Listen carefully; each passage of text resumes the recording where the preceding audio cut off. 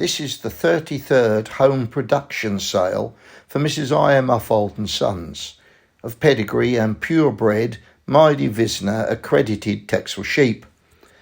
During that time, the sheep industry has seen its ups and downs, from the boost given by live export to the doldrums caused by the export ban and foot and mouth.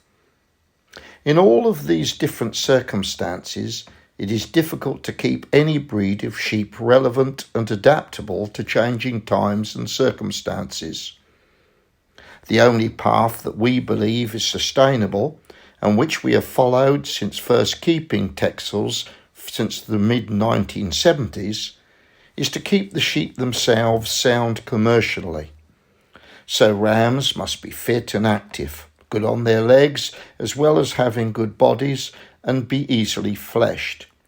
We don't like the fashion for large and powerful heads, and we don't like sheep that have coats that are like an old carpet. Similarly, ewes must be able to have and rear their own lambs, with minimum help from us. As Sidney Price from Cressidge, the well-known sheepdog and stockman, would say, anything with a big backside doesn't milk. As we keep a self-contained flock, that's the difficult balance we have of finding stock rams that combine good carcass traits as well as good maternal characteristics in their daughters. Such things as pelvic size are highly heritable. So to this year's offering, which will be sold at the Firs, Broncroft, Craven Arms on Friday, 3rd of September at 8 in the evening. Firstly, we have the Shearling Rams.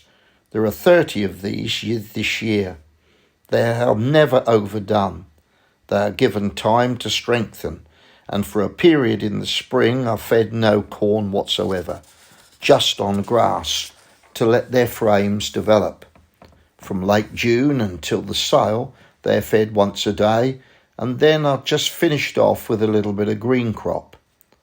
Finally, for the last month, they are given road work every day, which strengthens their legs and keeps their feet in order. Each morning they will be seen running up the road to the farm buildings, a bit like the American Marine Corps. It's a pity the Sergeant Major cannot keep up with them, especially at the end of their training period. Next we have the Ram Lambs, 27 on offer. Again, not overdone. Born from mid-February onwards and kept going steadily. Most are multiple births.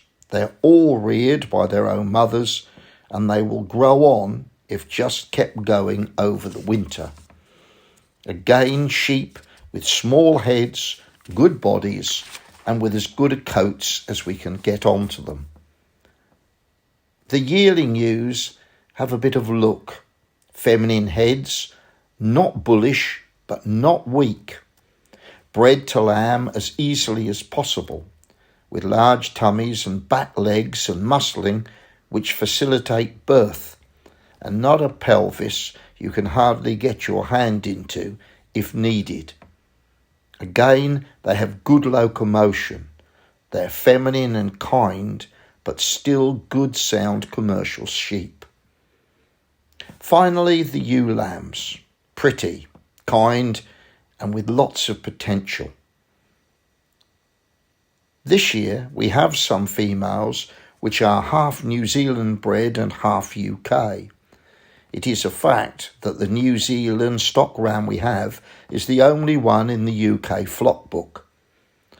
Say what you like about New Zealand farming.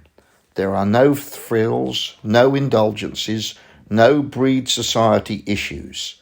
If sheep don't perform, they are no good to them. This little bit of something different is working for us. It gives good loins, good backs, good feet, good udders, small heads.